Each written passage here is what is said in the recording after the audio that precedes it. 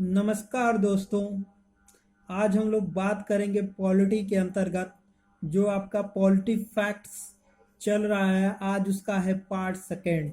आज इसमें बात करेंगे भाग एक के बारे में कि भाग एक के बारे में क्या क्या दिया है। देखिए दोस्तों, सबसे पहले तो आप समझ जाइए कि भाग एक जो है वो है भारत का राज्य क्षेत्र संघ, और बोले तो भारत का जो राज्य क्षेत्र है उसके बारे में भाग एक में दिया गया है। और देखा जाए तो जो भाग एक के अंतर्गत है उसमें 4 अनुच्छेद है।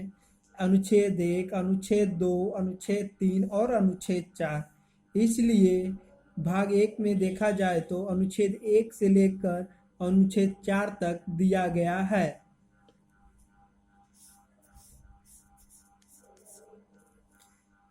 अनुच्छेद 1 से लेकर अनुच्छेद 4 तक दिया गया है। आज हम लोग बात करेंगे कि अनुच्छेद 1 में क्या क्या है, अनुच्छेद 2 में क्या क्या है, अनुच्छेद 3 में क्या क्या है और अनुच्छेद 4 में क्या क्या है। देखिए दोस्तों, अगर बात करें अनुच्छेद 1 की तो अनुच्छेद 1 में है जिसमें दिया है भारत ऑब्लिक इंडिया राज्यों का क्या है, संघ है। क्या दिया है कि जो भारत है वो हमारा राज्यों का क्या है, संघ है। अगर राज्य की बात की जाए तो राज्य में क्या क्या आते हैं, एक तो खुद राज्य आते हैं और सेकंड संघ शासित प्रदेश आते हैं और अर्जित प्रदेश आते हैं। ये 3 चीज राज्यों के अंतर्गत आते हैं। तो अनुच्छेद 1 में दिया गया है कि भारत जो है राज्यों का क्या है, संघ है। तो अनुच्छेद 1 से शुरुआती होता है हमारा भारत महान जो है वो राज्यों का क्या है, संघ है। इसलिए हमारा अनुच्छेद 1 में ही भारत का नाम आ चुका है। इसलिए आज हम लोग शुरुआत करते हैं, भारत के हर अनुच्छेद के बारे में पढ़ेंगे कि क्या क्या दिया गया है। हर रोज एक भाग का हम लोग डिटेल से अध्ययन करेंगे। डिटेल बोले तो हम उसका बस आप लोग को फैक्ट देंगे और डिटेल आप लोग पढ़िएगा। तो अनुच्छेद 1 में हो गया, क्या हो गया, भारत जो है राज्यों का संघ है। भारत कहा जाए या इंडिया कहा जाए वो राज्यों का संघ है। और राज्य के अंतर्गत राज्य, संघ शासित प्रदेश और अर्जित प्रदेश आते हैं। अब चलते हैं अनुच्छेद 2 के अंतर्गत। अनुच्छेद 2 में क्या आता है। अनुच्छेद 2 में साफ साफ अक्षरों में लिखा हुआ है कि संसद कानून बनाकर संघ में नए राज्यों का क्या दिया हुआ है, संसद कानून बनाकर संघ में नए राज्यों का प्रवेश या उनकी स्थापना कर सकेगी। कहने का मतलब यह है, अनुच्छेद 2 में आपका दिया हुआ है साफ साफ अक्षरों में कि संसद कानून बनाकर संघ में नए राज्यों का प्रवेश या उनकी स्थापना कर सकेगी। ठीक है, यानी अनुच्छेद 1 तो दिया है कि भारत जो है राज्यों का संघ है, और अनुच्छेद 2 में दिया है नए राज्यों का क्या कर सकेगी, उनकी स्थापना कर सकेगी। अब चलते हैं अनुच्छेद 3 में कि अनुच्छेद 3 में क्या दिया हुआ है। देखिए, अनुच्छेद 1 जो है भारत राज्यों का संघ है। सेकंड अनुच्छेद में दिया था आपका क्या कि नए राज्यों का प्रवेश या उनकी स्थापना कर सकेगी। अनुच्छेद 3 को बहुत ध्यान से देखिएगा और एक एक अक्षर पर आप लोग ध्यान दीजिएगा कि इसमें क्या दिया है। देखिए, अनुच्छेद 3 में दिया कि संसद को किसी राज्य में उसका राज्य क्षेत्र अलग करके, देखिए अनुच्छेद 2 में जोड़ने की बात हो रही है।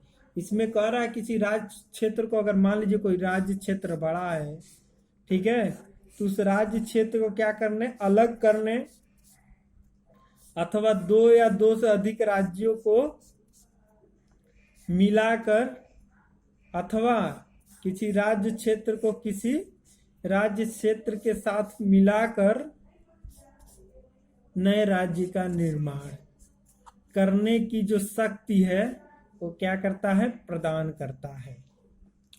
देखिए, इसमें ध्यान दीजिएगा, लिखा है कि ये जो हमारे जो नए राज्यों का निर्माण होता है वो संसद कानून बना के करती है, और जो भी कानून बनाती है वो साधारण बहुमत से करती है। अभी जब अनुच्छेद 4 में पढ़ेंगे तो इसके बारे में आपको डिटेल पता चलेगा कि संशोधन होता कैसे है, साधारण साधारण संशोधन से या विशेष संशोधन से। तो सबसे पहले तो अनुच्छेद 3 को क्लियर किया जाए कि संसद क्या कर सकती है, किसी राज्य में उसका राज्य क्षेत्र अलग करके, जैसे मान लीजिए कोई भी राज्य बड़ा है तो उसको तोड़ करके दो राज्य बनाना, या दो छोटे छोटे राज्यों को मिलाकर एक राज्य बनाना, या किसी एक राज्य के कुछ भाग को दूसरे राज्य के भाग में मिलाकर एक राज्य बनाना, ये सब काम क्या कौन करता है? संसद को अधिकार है। क्या अधिकार है? वही साफ साफ अक्षरों में पढ़िए, संसद को किसी राज्य क्षेत्र में उसका राज्य क्षेत्र अलग करके अथवा दो या अधिक राज्यों को मिलाकर अथवा किसी राज्य क्षेत्र को किसी राज्य के भाग के साथ मिलाकर नए राज्यों का निर्माण करने का क्या करता है? शक्ति प्रदान करता है। अनुच्छेद 2 में तो ये था कि संसद क्या करती है? कानून बनाकर नए राज्यों को क्या कर सकती है? संघ यानी भारत में शामिल कर सकती है। और अनुच्छेद 3 में जो दिया है कि भारत में कोई राज्य बने हुए हैं उनको तोड़ के अलग अलग करना, या छोटे छोटे राज्यों को एक में मिलाना, या कुछ राज्य दूसरे राज्य में मिलाना, ये सब काम अनुच्छेद 3 के अंतर्गत आता है। अब चलते हैं अनुच्छेद 4 कि अनुच्छेद 4 में क्या है। जो हम लोग पढ़े हैं अनुच्छेद 2 और अनुच्छेद 3 जो पढ़े हैं उसमें जो परिवर्तन करेंगे वो अनुच्छेद 368 के तहत संशोधन नहीं माना जाएगा। बहुत इंपॉर्टेंट है। मतलब किसी भारत या संघ में किसी राज्य को शामिल करना, जैसे पहले का जब देश आजाद हुआ था हैदराबाद जम्मू कश्मीर को हमारे भारत में शामिल किया गया तो अनुच्छेद 2 के तहत। अनुच्छेद 3 के तहत जैसे मान लीजिए हमारा पहले उत्तर प्रदेश बहुत बड़ा था तो उत्तराखंड को अलग कर दिया गया, आंध्र प्रदेश से तेलंगाना को अलग कर दिया गया, यह अनुच्छेद 3 के अंतर्गत आता है। और जो अनुच्छेद 2 अनुच्छेद 3 में जो परिवर्तन होता है वो अनुच्छेद 368 के अंतर्गत नहीं आता है। ये विशेष रूप से ध्यान देने वाली बात है। पॉइंट द नोट कि जो हम अनुच्छेद 2 अनुच्छेद 3 में जो परिवर्तन करेंगे ये अनुच्छेद 368 के अंतर्गत नहीं आएगा। तो भैया किसके अंतर्गत आएगा? ये सोचने वाली बात है। देखिए, संविधान संशोधन जो होता है, अगर संविधान संशोधन की बात किया जाए तो तीन तरह से होता है। एक तो होता है साधारण बहुमत से,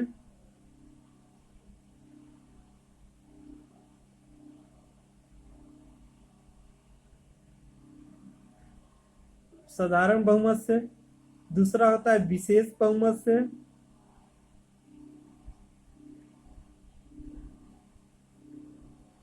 और तीसरा होता है आपका विशेष बहुमत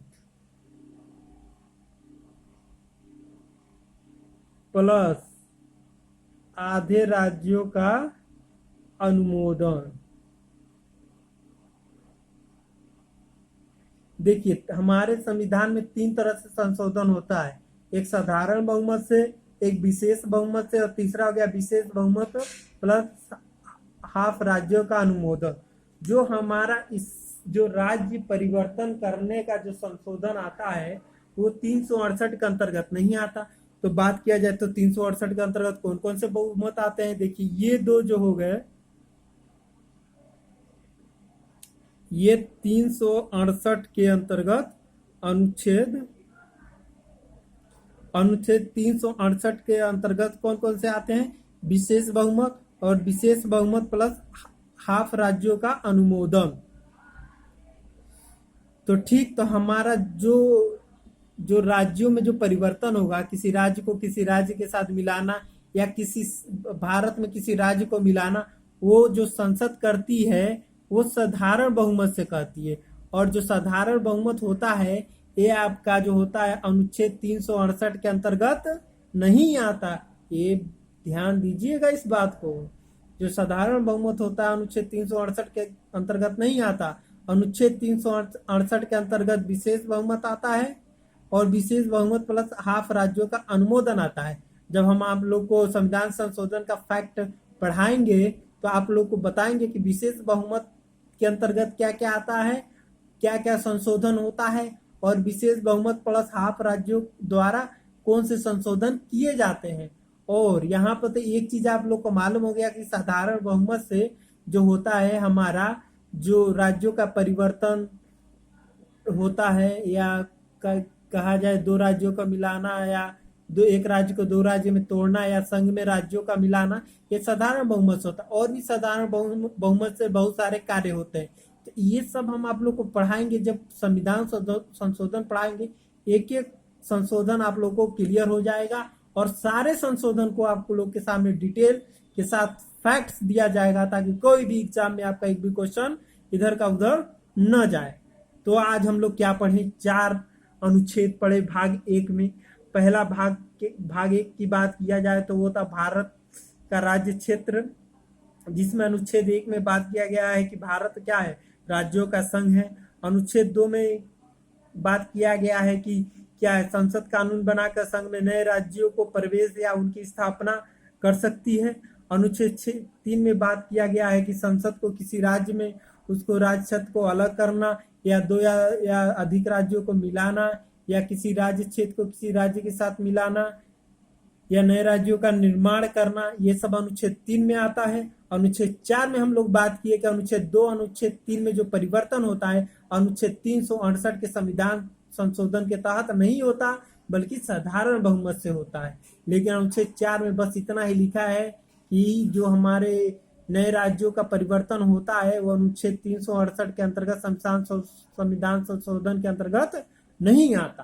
तो दोस्तों आज का वीडियो कैसा लगा आप लोग रिप्लाई जरूर दें और बताएं कि पॉलिटिक्स फैक्ट का सेकंड वीडियो कैसा लगा। आप किसी के साथ हम आप लोग को कल बात करेंगे भाग 3 की, भाग 2 की बात किया जाएगा नागरिकता की। आज के लिए बस इतना ही। नमस्कार दोस्त।